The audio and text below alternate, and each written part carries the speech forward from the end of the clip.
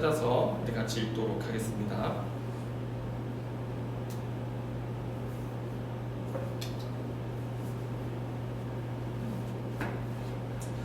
자, 다 찾으셨으면 아멘 하시기 바랍니다. 네. 자, 우리 같이 읽습니다. 마태복음 6장 24절 말씀 우리 합독하여서 한 구절의 말씀 읽도록 하겠습니다. 시작.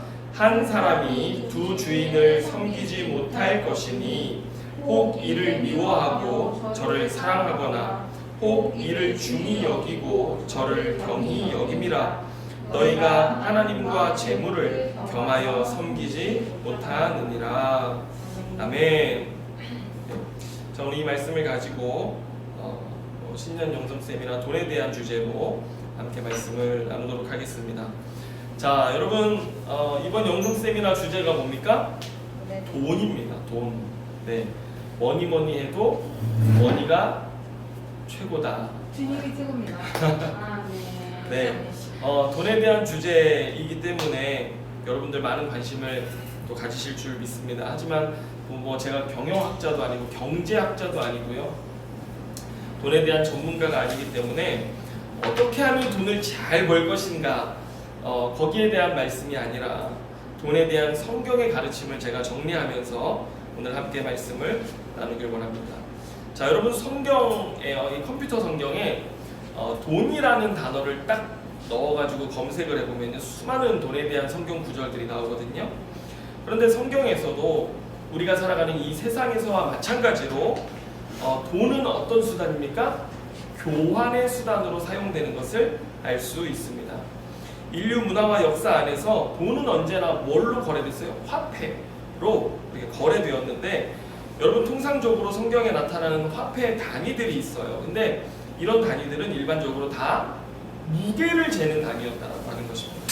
우리가 잘 아는 세겔이라는 단위가 있죠. 이것도 무게를 나타내는 거고, 또 고드란트라고 하는 그 화폐 용어도 무게를 나타내는 것이고요. 그리고 우리가 제일 익숙한 달란트, 이거는 뭐 탤런트, 재능이 아니라 달란트라는 게 뭐예요? 무게를 재는 단위예요. 굉장히 무거운 무게를 나타내는 단위였습니다. 그래서 고대에는 이런 화폐를 가지고 종과 노예들도 돈을 주고 샀고요. 그리고 짐승도 샀고 또 먹을 것도 사고 이렇게 돈이 사용되어졌음을 우리가 성경을 통해서 알 수 있습니다. 그래서 이런 교환의 수단으로서의 돈은 일반적으로 우리가 중립적인 가치를 가진 것으로 이해되었는데요. 하지만 성경은 돈을 중립적 가치로만 보지는 않습니다. 성경은 돈에 대해서 다른 견해를 가지고 있는데, 왜냐하면 오늘 예수님께서 돈에 대해서 언급하셨던 이 말씀 때문입니다. 자, 대표적인 것이 오늘 우리가 읽은 마태복음 6장 24절의 말씀인데요. 여기 뭐라고 돼 있어요? 한 사람이 두 주인을 섬기지 못할 것이니 혹 이를 미워하고 저를 사랑하거나 혹 이를 중하게 여기고 저를 경히 여김이라. 그러면서 뭐라 그래요? 주님이 너희가 하나님과 재물을 겸하여 섬기지 못하느니라, 이렇게 말씀하십니다. 자, 그래서 오늘 본문의 이 재물이라고 하는 단어는요, 하나님과 동등한 위치와 자리에서 주인 노릇을 하는 영적인 실체라는 것을 성경은 우리에게 증거하고 있습니다. 그러니까 오늘 성경의 돈은 단순히 교환의 수단이 아니라 뭐예요? 만몬으로 불려지는, 이 재물이라고 하는 단어가 만몬이라고 하는 이름인데 우상의 이름이거든요. 그래서 돈은 우상이요, 또 영적인 권세와 힘을 가진 실체요, 통치자라는 것을 오늘 성경은 우리에게 말씀하고 있습니다. 그래서 여러분, 주님은 돈을 위협적인 세력으로 보고 계십니다. 그리고 또한 영적인 세력으로 간주하시면서 돈을 선택하든지 하나님을 선택하든지 우리가 둘 중에 하나를 선택할 수밖에 없다라는 이 놀라운 진리를 우리에게 가르치시는데, 우리가 하나님을 사랑한다 하면서 돈도 사랑할 수 없고 돈을 사랑한다 하면서 하나님을 사랑하겠다 할 수 없다라고 하는 것이죠. 그래서 하나님 뭐라고 그래요? 한 주인을 선택해라, 우리에게 말씀하고 있는 것입니다. 여러분, 하나님을 선택하는 삶이 우리를 돈의 덫으로부터 자유케 할 수 있음을 오늘 성경은 가르치는데요. 여러분, 성경을 보면 돈에 대해서 얼마나 경계를 하고 있는지 몰라요. 자, 디모데전서 6장 10절 말씀. 오늘 많은 성경 구절들이 나올 텐데 여러분 한번 적어 놓으시면 나중에 도움이 될 거라고 믿습니다. 디모데전서 6장 10절 말씀을 보면 돈을 사랑함이 일만 악의 뿌리가 되나니 이것을 탐내는 자들은 미혹을 받아 믿음에서 떠나 많은 근심으로써 자기를 찔렀도다. 이렇게 말씀하십니다. 여러분, 돈이 뭐예요? 돈을 사랑하는 것이 일만 악의 뿌리가 된다라고 하는 것입니다. 여러분, 돈 사랑하십니까? 안 사랑하십니까? 사랑하십니까? 우리 온라인으로 예배하시는 분들, 돈을 사랑하십니까? 안 사랑하십니까? 사랑하잖아요. 그런데 여러분, 돈을 사랑하는 것이 뭐예요? 일만 악의 뿌리가 되나니 이것을 탐내는 자들은 미혹을 받아 믿음에서 떠나 많은 근심에 쌓여 살아간다라고 성경은 말하는 것입니다. 또 히브리서 13장 5절을 보면요, 이런 말씀이 있습니다. 돈을 사랑하지 말고 있는 바를 족한 줄로 알라. 그가 친히 말씀하시기를 내가 결코 너희를 버리지 아니하고 너희를 떠나지 아니하리라 하셨느니라. 이렇게 말씀해요. 돈 사랑하지 말고 뭐 하라고 그랬어요? 내가 너를 떠나지도 않고 너를 버리지도 않겠다고 말씀하신 그 주님 사랑하라고 말씀하고 있는 것입니다. 그래서 여러분, 오늘 성경은요, 돈의 권세를 어떤 권세로 다스려야 되는 줄 아십니까? 하나님의 권세로 다스려야 된다라고 오늘 말씀하시는 것입니다. 우리가 하나님의 통치에 순종해야 돈에 지배받지 않고 돈을 다스리며 살아갈 수 있다는 것이죠. 아멘입니까? 자, 그렇다면 어떻게 다스려야 하는 것인가? 오늘 성경이 우리에게 말하는 것을 듣기 원하는데요. 자, 제가 오늘 세 가지로 말씀드리도록 하겠습니다. 자, 첫 번째, 여러분, 모든 것의 공급자가 하나님이심을 신뢰해야 합니다. 벌써 오늘 보나마나 무슨 얘기할지 뻔하구나. 오늘 참 기대하고 왔는데 이것도 뻔한 얘기 하시려고 하는구나. 이렇게 생각하시는 분들의 목소리가 지금 제 안에 들려오고 있습니다. 그렇지만요, 여러분, 돈에 대해서 우리의 관점을 결정짓는 데 있어서 가장 중요한 부분이 바로 이 부분입니다. 뭐예요? 모든 것의 공급자가 하나님이심을 신뢰해야 한다고 하는 것입니다. 자, 예수님은 오늘 마태복음에서 이 부분에 대해서 아주 구체적으로 말씀하셨습니다. 여러분, 오늘 우리가 같이 찾아서 읽었던 마태복음 6장 24절 뒤에 25절부터 32절까지의 말씀을 한번 읽어보겠는데요. 자, 한번 찾아보시기 바랍니다. 자, 여러분들이 한번 읽을 거예요. 마태복음 6장 25절부터 32절의 말씀입니다.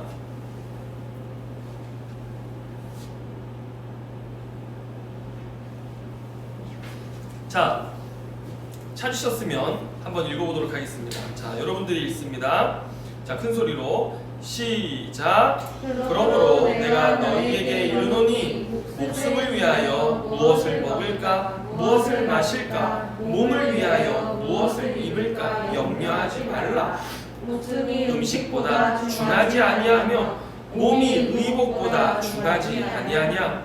공중의 새를 보라. 심지도 않고 거두지도 않고 창고에 모아들이지도 아니하되 너희 하늘 아버지께서 기르시나니 너희는 이것들보다 귀하지 아니하냐. 너희 중에 누가 염려함으로 그 키를 한 자라도 더할 수 있겠느냐. 또 너희가 어찌 의복을 위하여 염려하느냐. 들의 백합화가 어떻게 자라는가 생각하여 보라. 수고도 아니하고 길쌈도 아니하느니라. 그러나 내가 너희에게 말하노니 솔로몬의 모든 영광으로도 입은 것이 이 꽃 하나만 갖지 못하였느니라. 오늘 있다가 내일 아궁이에 던져지는 들풀도 하나님이 이렇게 입히시거든 하물며 너희일까 보냐. 믿음이 작은 자들아, 그러므로 염려하여 이르기를 무엇을 먹을까, 무엇을 마실까, 무엇을 입을까 하지 말라. 이는 다 이방인들이 구하는 것이라. 너희 하늘 아버지께서 이 모든 것이 너희에게 있어야 할 줄을 아시느니라. 아멘. 아멘. 여러분, 하나님 하나님께서는요, 이방인들의 관점과 하나님의 백성의 관점을 분명히 구별하시는데, 하나님의 백성의 삶은 전적으로 하나님의 돌보심 안에 있음을 오늘 말씀하시는 것입니다. 하나님이 창조하신 만물을 보아라. 내가 만물을 이토록 영광스럽게 입히고 기르거늘 하물며 너희야. 예? 오늘 우리에게 말씀하시는데, 그의 백성을, 오늘 우리를 만물보다 더 사랑하시고 더 귀히 여기신다라고 오늘 말씀하신다는 것입니다. 그러나 하나님을 알지 못하는 이방인들은 무엇을 구합니까? 날마다 염려함으로 무엇을 먹을까, 무엇을 마실까, 입을까, 의식주를 구하여 구하는데 매여서 살아간다라고 하는 것입니다. 여러분 한번 지난 한 주의 삶을 돌아보시기 바랍니다. 무엇을 먹을까, 무엇을 입을까, 무엇을 마실까, 염려에 매여 계셨습니까? 그렇다면 여러분 오늘 우린 뭐에 지배당하고 있는 거예요? 돈에 지배당하고 있는 것입니다. 만몬에 지배당하는 상태로 오늘 우리가 진단되는 것입니다. 아멘입니까? 주님의 손길이 내 삶에 여전히 신실하게 변함없이 닿아 있음을 여러분 기억하시고 주님만을 주인으로 섬기시기를 바랍니다. 예. 자, 그런데 여러분 아마 이런 질문할 거예요. 목사님, 제가요 하나님의 통치를 신뢰하고 하나님의 돌보심을 믿어요. 그런데 오늘 우리가 살아가는 이 세상은 자본주의 세상 아닙니까? 부의 대물림, 또 불평등, 불공정의 문제로 인해서 사회 구조적인 문제잖아요. 이거는 내 힘으로 어찌할 수 없는 이런 세상 속에 살아가면서 우리가 가난하게 되는 시대를 살고 있는데, 이런 문제는 어떻게 해야 합니까? 질문할 수 있잖아요. 그죠? 그래서 제가 오늘 준비했습니다. 두 번째. 여러분 두 번째로 돈을 다스리는 방법 무엇입니까? 주님의 뜻은 공평과 정의에 있다는 사실을 알아야 된다고 하는 것입니다. 자, 다시 한번. 주님의 뜻은 어디에 있어요? 공평과 정의에 있다는 사실을 우리가 알아야 합니다. 여러분 레위기 19장 36절 말씀을 보면요, 레위기 19장은 거룩장입니다. 거룩이란 이런 것이다 라고 말씀하시는 게 레위기 19장인데, 여기에서 돈에 대해서 언급하는 부분이 36절에 나옵니다. 19장 36절을 보면 이런 말씀이 있습니다. 잘 들어보세요. 공평한 저울과 공평한 추와 공평한 에바와 공평한 흰을 사용하라. 나는 너희를 인도하여 애굽 땅에서 나오게 한 너희의 하나님 여호와이니라. 이렇게 말씀하세요. 여기 말하는 저울, 추, 에바, 흰, 이건 뭐냐면 전부 다 무게를 재는 용량을 이야기하는 거예요. 도량을 얘기하는 거예요. 자, 그런데 오늘 여기에 뭐라고 말해요? 공평한 저울과 공평한 추, 공평한 에바, 공평한 흰. 이거 뭐예요? 너희가 삶에 있어서 거래를 하고 장사를 하고 살아가는 모든 부분에 있어서 공평함이 있어야 된다라고 이야기하는 것입니다. 그래서 모든 저울 이름 앞에 뭐가 붙어요? 공평이라는 하나님의 이름이 붙는 것입니다. 자, 그래서 돈 벌 때 여러분, 돈 벌려면 어떻게 해야 돼요? 속여야 돼요. 그렇죠? 그래서 속여야 돈 벌어요. 적게 쓰고 이문을 많이 남겨야 되죠. 그렇죠? 예. 그래야지 내가 부자가 될 수 있는 거잖아요. 그런데 당시에 세겔, 달란트 등 이런 무게를 속이는 일들이 있었던 것입니다. 그래서 이 사람이 좀 허술해 보여요. 이 사람이 잘 모를 것 같아. 그럼 어떻게 해요? 이쪽 주머니에 있던 저울추를 꺼내서 거는 거예요. 그거는 일반적인 저울추보다 어때요? 더 무거워야 됩니까? 가벼워야 됩니까? 더 무거운 거죠. 그래서 조금만 넣어도 저울이 딱 이렇게 수평이 이루어지는 거잖아요. 그렇게 해서 가져가세요 라고 해가지고 주는 거예요. 그러면은 남는 거죠. 예. 가벼운 건가요? 아, 가벼운 거죠. 죄송합니다. 제가 이렇게. 네. 그래가지고 두 개의 저울추를 가지고 있었던 거예요. 당시의 사람들이. 그래가지고 사람들을 속여서 돈을 벌었던 것인데, 여러분 방금 읽은 레위기 19장 36절 바로 앞에 35절에 가보면 이런 말이 있습니다. 너희는 재판할 때나 길이나 무게나 양을 잴 때 불의를 행하지 말고 라고 이렇게 말해요. 여러분 길이를 재는데도 속이고 무게를 재고 양을 넣을 때도 불의하다라고 하는 것입니다. 속인다고 하는 것이죠. 그래서 성경은 이런 것들이 거룩하지 않다라고 주님 말씀하시는 것입니다. 여러분 이건 뭘 이야기하는 거냐면 우리가 삶을 살아가는 데 있어서 돈을 버는 것, 이 우리가 돈을 버는 이 모든 과정이 뭐와 누구와의 통치 아래 있어야 되는 거예요? 하나님의 통치 아래 있어야 된다라고 오늘 말씀하시는 것입니다. 그래서 우리는 무언가를 거래할 때마다 계속해서 하나님이 묻는 거예요. 너 거룩하니? 너 오늘 거룩하게 그 일을 하고 있니? 속이지 않고 하고 있니? 의롭게 그 일을 하고 있니? 우리에게 계속해서 물어보시는 거죠. 여러분 성경을 보면 우리가 하나님 나라 이야기를 많이 하는데 성경의 이 하나님 나라를 하나님의 집으로도 이해를 합니다. 그런데 여러분 각각의 집은 그 집을 운영하는 가게 운영이 필요하고 경영이 필요하지 않습니까? 그래서 우리가 집에서 소위 뭘 써요? 가계부를 쓰잖아요. 오늘 들어온 게 얼마고 나간 게 얼마고 가계부를 쓰지 않습니까? 그런데 여러분 우리가 성경에서도 하나님의 가계 경영을 볼 수 있는데 에베소서 1장 9절에 가보면 이런 말씀이 있습니다. 그 뜻의 비밀을 우리에게 알리신 것이요 그의 기뻐하심을 따라 그리스도 안에서 때가 찬 경륜을 위하여 예정하신 것이니 라고 하는 말씀이 있습니다.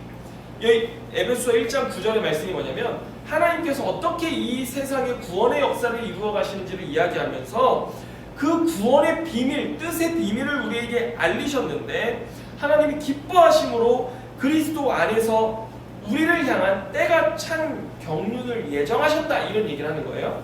그런데 여기서의 이 경륜이라고 하는 단어가 바로 오이코노미아라고 하는 단어인데 이 단어에서 어떤 영어 단어가 나왔냐면 이코노미라고 하는 단어가 나온 것입니다. 경제, 경영이라고 하는 단어가 나온 것입니다. 그래서 이 오이코노미아 하나님의 경륜 이게 뭐냐면 하나님의 집에 하나님의 가게 경영을 이야기하는 것입니다. 그래서 주님께서는 이 세상 가운데 하나님의 집을 하나님의 가게를 운영해 가시는데 그 가게를 운영하는 원리와 원칙, 방침이 뭔지 아십니까? 성경에 공평과 정의라고 하는 것입니다. 하나님의 집에는 가훈이 있어요. 근데 그 가훈이 뭐냐면요 공평과 정의입니다. 아멘입니까? 그래서 그 집에 속한 하나님의 집에 속한 모든 가족들은 의를 행하며 살아야 한다라고 하는 것입니다. 그래서 앞서서 레위기 19장 36절 말씀에 공평한 저울과 추를 이야기한 다음에 주님이 뒤에 뭘 얘기하시냐면은 나는 너희를 인도하여 애굽 땅에서 나오게 한 너희의 하나님 여호와니라 이렇게 말씀하십니다. 이 말씀이 왜 붙었어요? 너희는 나와 언약을 맺은 언약 백성이요. 언약 백성이라고 하는 건 뭐예요? 하나님의 집에 함께 살아가는 가족이라고 하는 것입니다. 그러니 너희는 어떻게 살아야 돼요? 공평과 정의 살아가야 하는지 살아가야 한다는 것을 우리에게 말씀하고 계시는 것입니다. 아멘입니까? 여러분 세상이 불의합니다. 왜요? 하나님의 통치가 없기 때문에. 세상에 여러 가지 우리의 삶을 구조적으로 뭐 대통령을 바꿔도 해결되지 않는 그런 수많은 문제들이 있어요. 하지만 왜 그런 거예요? 죄 때문에 그런 것입니다. 하나님의 통치가 없기 때문에 그런 것입니다. 그래서 우리는 그 세상 속에서 계속해서 우리는 하나님의 가족으로서 어떻게 살아야 합니까? 공평과 정의를 행하는 삶으로 살아가야 합니다. 돈을 버는 과정이 공평하고 정의로워야 하는 것입니다. 달라야 하는 것이죠. 그런데 성경에 한 가지 더 짚어 넘어갈 것이 있습니다. 여러분 이 공평과 정의의 내적 표현이 뭐냐면 사랑이에요. 사랑의 외적 표현이 공평과 정의거든요. 그런데 이스라엘의 율법에 보면 하나님께서 그 백성에게 명하신 것이 있는데 레위기 19장 이 거룩장이잖아요. 거기 그 거룩장 9절 10절 아까 읽었던 말씀 위로 올라가서 9절 10절의 말씀을 보면 이런 말씀이 있습니다. 너희가 너희 땅에서 곡식을 거둘 때에 너희의 밭 모퉁이까지 다 거두지 말고 또 떨어진 이삭도 줍지 말며 너의 포도원의 열매를 다 따지 말며 너의 포도원에 떨어진 열매도 줍지 말고 가난한 사람과 거류민을 위하여, 이 이방인이거든요. 거류민, 나그네를 위하여 버려두라. 나는 너희의 하나님 여호와니라. 백성들이 수확철에 곡식을 수확하는데 밭 한 모퉁이를 남겨놔야 돼요. 이게 하나님의 율법의 말씀이에요. 왜? 이거 다 따고 싶잖아요. 어제 저희 그 가게에 한 아저씨가 오셨는데 화성에 사는 분이신데 아내가 여기서 수술을 하시게 돼가지고 오셨는데 제가 일부러 말을 걸었더니 자기가 화성에 사는데 집이 뭐 마당만 150평, 집은 100평, 그리고 가족들이 대가족이어서 방이 12개. 그래가지고 한 평에 80만 원에 샀대요. 땅. 근데 지금 그 땅이 400만 원이 된대. 그러면서 뭐 이런저런 막 얘기를 하는데 집 뒤에 배밭이 있는데 배밭 사장님한테 배나무 2그루만 달라 그랬대요. 그랬는데 아저씨가 뭐 맨날 술을 가져가서 같이 뭐 술을 뭐 온갖 말로 꼬셔도 안 주는 거예요. 그러더니 결국에는 한 그루 나무는 네가 다 알아서 먹어라 했대요. 이거 갖다 심지 말고 그거 네가 차라리 그냥 먹어라. 한 그루를 주겠다. 그냥 먹으라고 그냥. 그랬는데 한 그루에서 배가 150개가 열린다. 이만한 배가 150개가 열린다는 거예요. 제가 그 말을 듣는 순간 이 말씀이 깨달아졌습니다. 여러분 한 모퉁이를 남겨놓으면요 이거 뭐 엄청난 거예요. 이거 가지고 그 주변 사람들이 근데 이 밭만 그러겠어요? 모든 밭이잖아요. 이스라엘 백성들의 모든 밭에는 떨어진 이삭, 떨어진 과실, 또 밭 한 모퉁이는 다 남아 있어서 거류민, 나그네들도 먹고요, 가난한 사람들도 먹을 수 있고요. 심지어 여러분 성경에 보면요 들짐승도 먹게 하시는 거예요. 들짐승이 먹게. 이게 하나님의 통치의 방법입니다. 그래가지고 먹게 하는 것인 거죠. 그런데 성경에 보면 이것만 있는 게 아니에요. 성경에 그 땅에 들어가서 너희가 농사지었을 때 한 해의 첫 소산은 여호와께 바치라고 그랬어요. 그러니까 다 바치는 게 아니라 감사의 제물을 바치는 거예요. 오늘 우리가 감사원금 드리는 것처럼요. 그리고 또 11조가 있어요. 한 해의 농사를 지어서 거기에 11조를 주님께 드리는데 이 첫 소산과 이 11조의 목적이 뭐냐? 여러분 신명기 26장 10절로 11절의 말씀에 가보면 이런 말씀이 있습니다. 여호와여 이제 내가 주께서 내게 주신 토지 소산의 만물을 가져왔나이다 하고 너는 그것을 내 하나님 여호와 앞에 두고 내 하나님 여호와 앞에 경배할 것이며 내 하나님 여호와께서 너와 너의 집에 주신 모든 복으로 말미암아 너는 레위인과 다시 종교 일을 행하는 자들이죠. 레위인과 너희 가운데 거류하는 나그네죠. 과 함께 즐거워할지니라.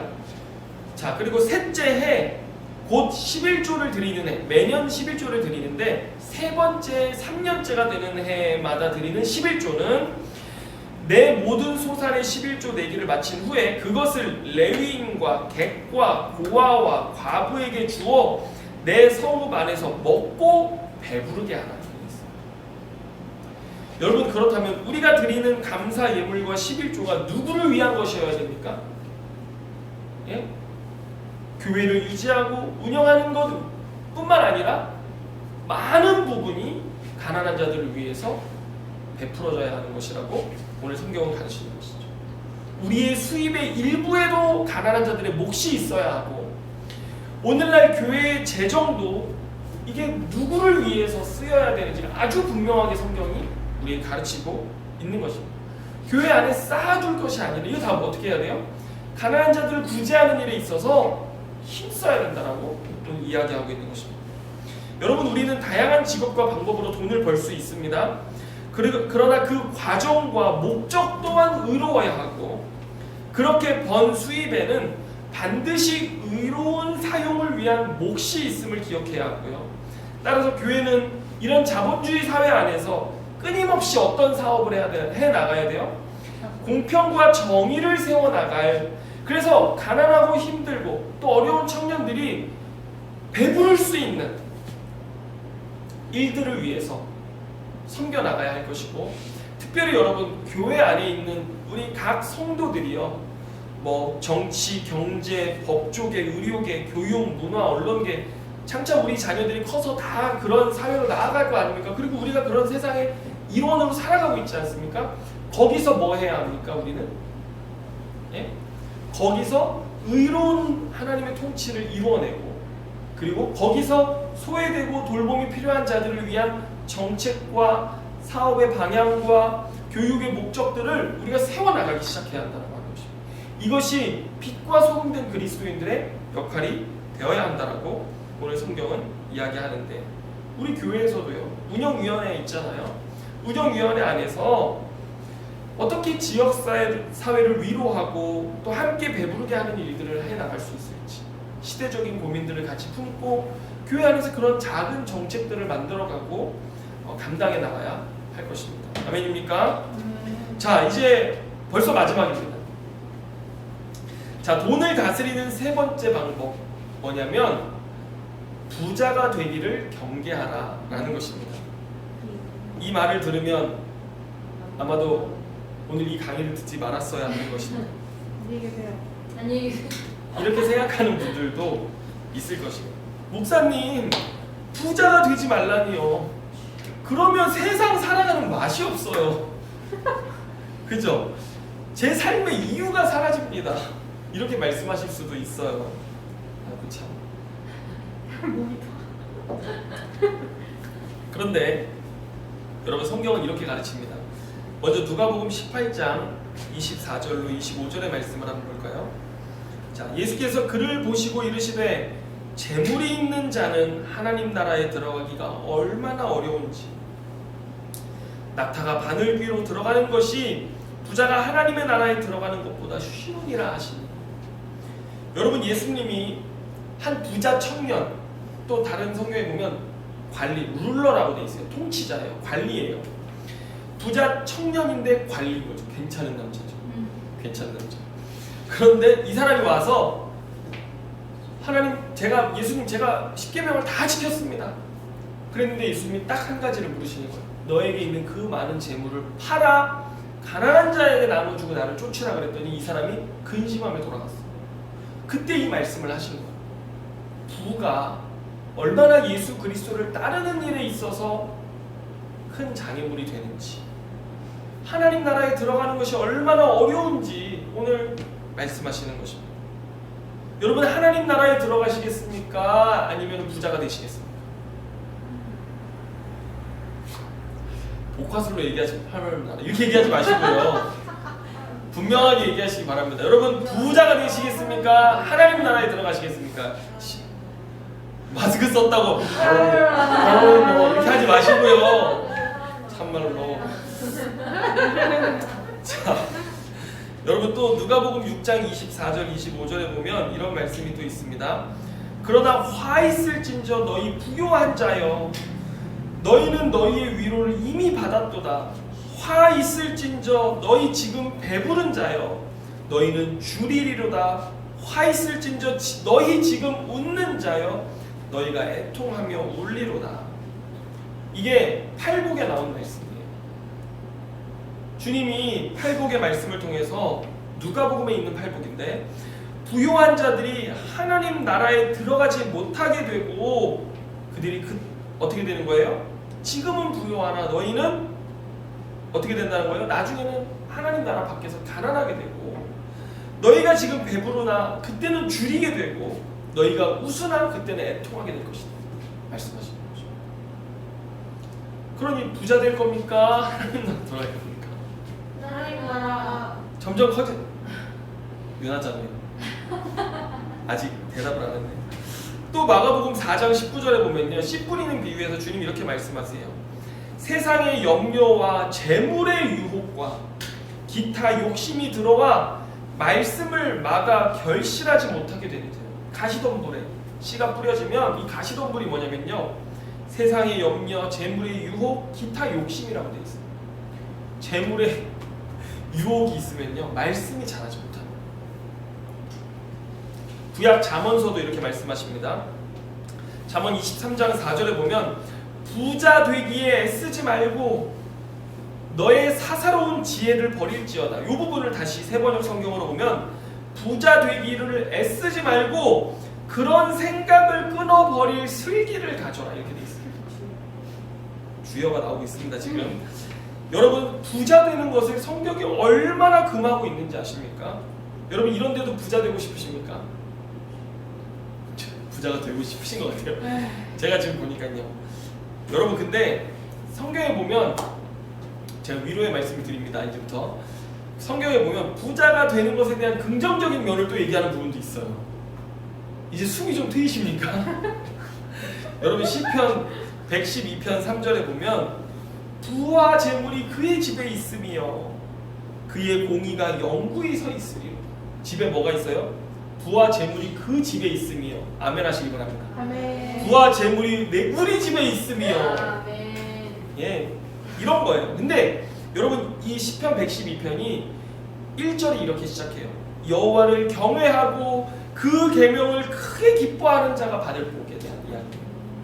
여호와를 경외하고 그 계명을 크게 기뻐하라. 그러면 어떻게 되는 거예요?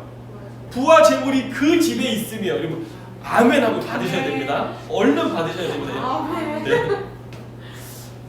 또 잠언 22장 4절에 보면 겸손과 여호와를 경외함의 보상은 재물과 영광과 생명이다.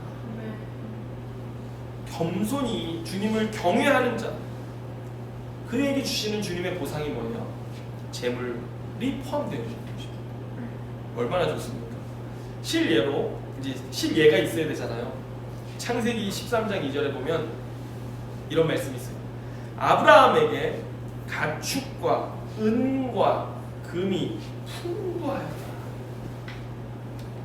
아멘 안 하시는 분들은 아멘. 그 은과 금이 풍부하지 않을 수도 있습니다. 아멘. 네.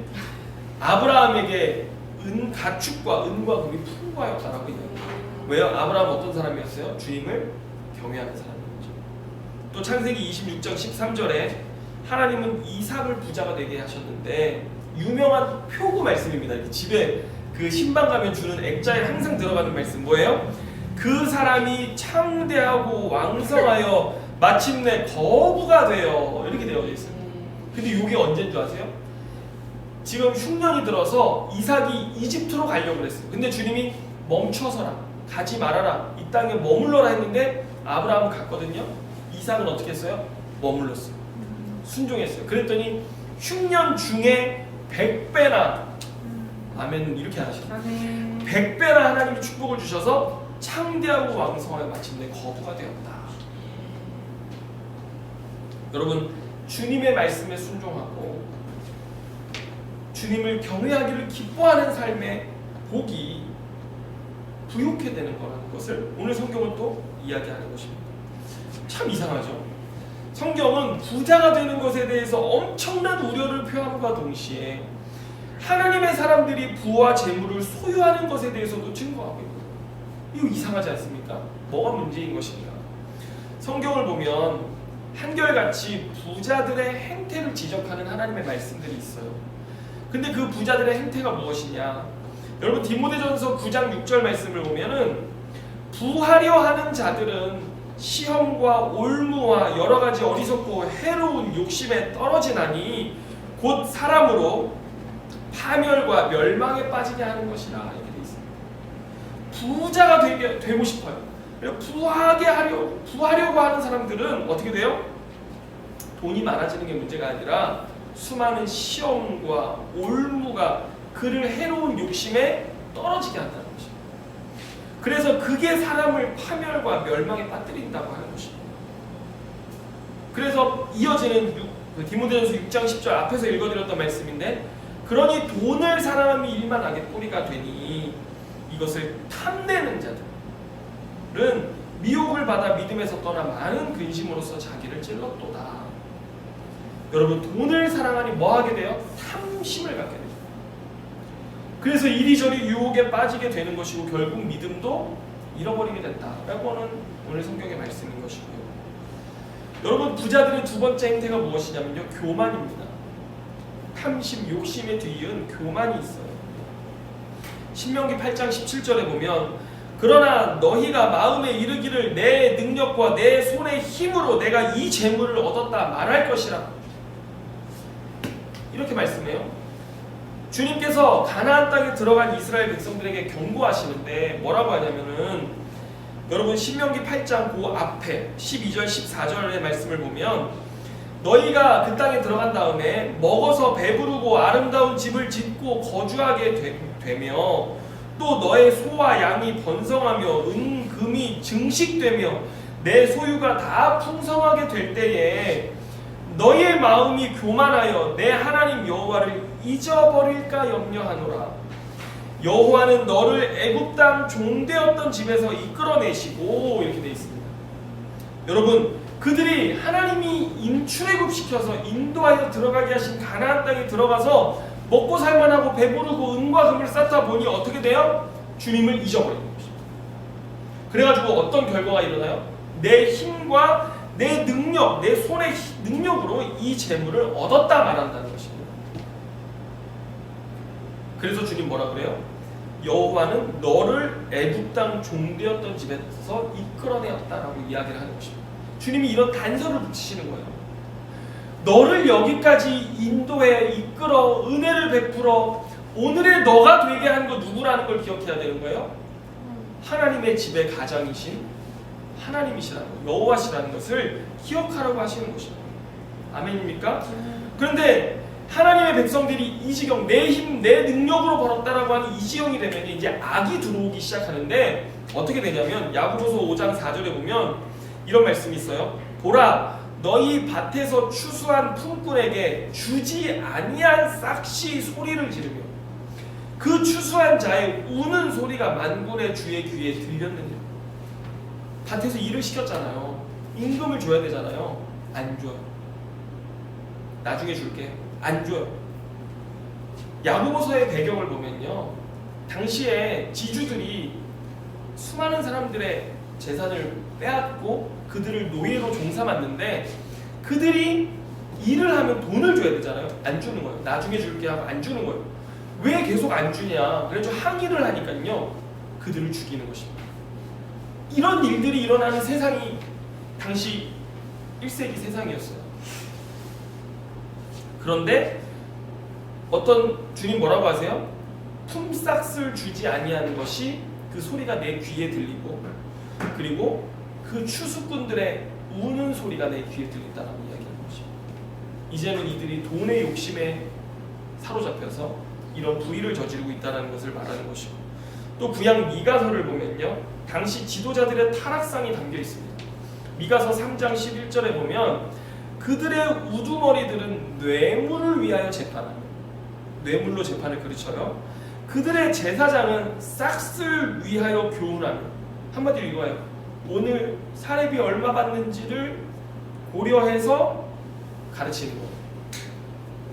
그렇죠? 그들의 선지자는 돈을 위하여 점을 쳐요. 여기 앞에 보면 무슨 말씀이냐면요, 선지자가 배고프면 전쟁이 일어난다 가르치고, 선지자가 배부르면 주님이 평강을 주실 것이다. 이런 선지자가 되는 거예요. 여호와를 의뢰하여 이르기를 여호와께서 우리 중에 계시지 아니하냐, 재앙이 우리에게 임하지 아니하리라 하는 거예요. 돈을 받고 그들이, 선지자들이 뭐라고 하냐면 평안할 거야, 하나님 평강 주실 거야, 이렇게 얘기한다라고 하는 거죠. 이게 당시 영적 지도자들의 타락상이었음을 미가가 고발하고 있는데, 이게 다 뭐 때문이에요? 부하려고 하는, 하나님을 떠나서 우상의 권세, 만몬의 권세 아래 매여버린 이스라엘의 현실이었다라고 하는 것입니다. 여러분, 돈의 권세에 매이면, 돈의 우상에 빠지기 시작하면 우리도 이렇게 타락하게 된다는 것입니다. 그래서 부하기를 멀리하시기를 바랍니다. 오히려 우리가 주님을 경외하기를 기뻐하고 이 땅에 공평과 정의를 이루어가기 시작할 때 주님은 우리를 넘치도록 복주시고 우리만 배부른 것이 아니라 모두가 배부른 세상을 하나님 살게 하신다라고 말씀하시는 것입니다. 자, 이제 말씀을 마치겠습니다. 두 가지 권면의 말씀을 읽어드리고 말씀을 마치겠습니다. 첫 번째 권면의 말씀은 디모데전서 6장 17절로 19절의 말씀입니다. 자, 이렇게 말씀하십니다. 너희가 이 세대에서 부한 자들을 명하여 마음을 높이지 말고 정함이 없는 재물에 소망을 두지 말고 오직 우리에게 모든 것을 후히 주사 누리게 하시는 하나님께 두며 선을 행하고 선한 사업을 많이 하고 나누어 주기를 좋아하며 너그러운 자가 되게 하라. 이것이 장래에 자기를 위하여 좋은 터를 쌓아 참된 생명을 취하는 것입니다. 두 번째 말씀입니다. 신명기 8장 18절 말씀인데 내 하나님 여호와를 기억하라.